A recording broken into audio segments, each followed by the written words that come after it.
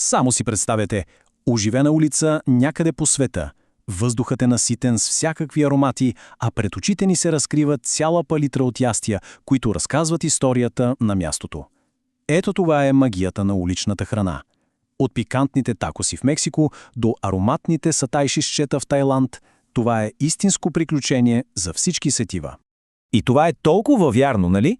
Всъщност не става въпрос само за яденето. Става дума за цялата емоция, за спомените, които се създават с всяка хапка, за онзи пулс на града, който усещаме докато сме там.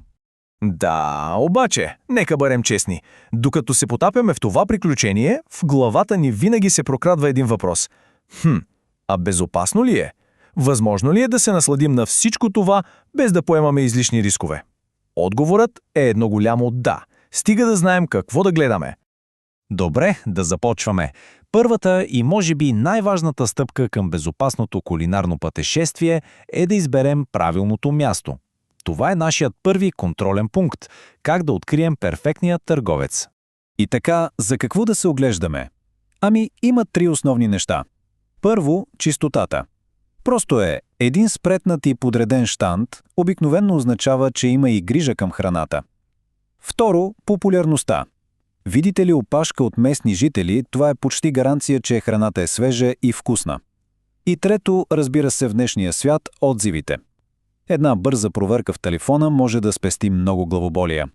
Разликата е наистина огромна. Защо опашката е добър знак? Ами защото оживеният щанд означава голям оборот на продукти, а това е най-сигурният знак за свежест. Храната просто няма време да застоява. И обратното, празният щанд може да е сериозен червен флаг. Кой знае от кога тези съставки стоят там. Така че не се плашете от опашката. Тя е най-добрият съюзник в търсенето на хубава храна. Супер! Вече сме избрали нашия търговец. Какво следва? Ами самата храна, разбира се. Това е нашия втори контролен пункт. Как да избираме умно? Добре, ако има едно единствено нещо, което трябва да се запомни от всичко това, то е следното – правилото за горещата храна. Науката зад него е проста, но пък много ефективна. Високите температури просто убиват повечето вредни патогени. Ето защо прясно сготвените, все още димящи ястия са най-сигурният залог. Винаги. Ето и няколко бързи съвета, които е добре да имаме предвид. Първо, не се притеснявайте да попитате колко са пресни съставките. Все пак става въпрос за здраве. Второ, доверете се на инстинкта си. Ако нещо изглежда или, не дай си Боже, мирише съмнително, просто го пропуснете. Винаги давайте предимство на храната, която се готви пред очите ви. И накрая, бъдете много внимателни с ястия, които са оставени да престояват, особено пък под жаркото слънце. Добре, избрахме къде и какво ще ядем. Но има и трети, също толкова важен елемент, който зависи изцяло от нас. И това е третият ни контролен пункт – личната хигиена. Всъщност всичко се свежда до един много прост ритуал в 3 стъпки. Първо, винаги почиствайте ръцете преди хранене. Дали ще е с вода и сапун или с дезинфектант, няма значение, стига да са чисти. Второ, когато е възможно, използвайте прибори. И трето, нещо изключително важно. Ако имате алергии, никога не правете компромис. Винаги, ама винаги, питайте за съставките.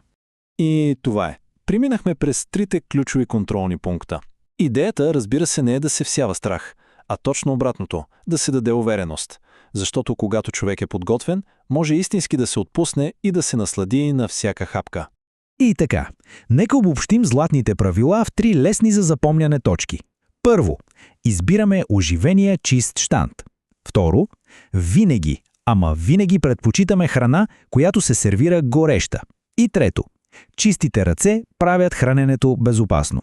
Наистина е толкова просто. Идеята не е да се избягва уличната храна. Съвсем не. Идеята е да се подхожда към нея информирано и смело. С тези прости правила на ум, притеснението просто се изпарява и се превръща в увереност, а страхът в любопитство. Сега, въоръжени с тези знания, остава само един въпрос. На къде ще ни отведе следващото кулинарно приключение? Светът е пълен с невероятни вкусове, които просто чакат да бъдат открити. Приятно и безопасно изследване!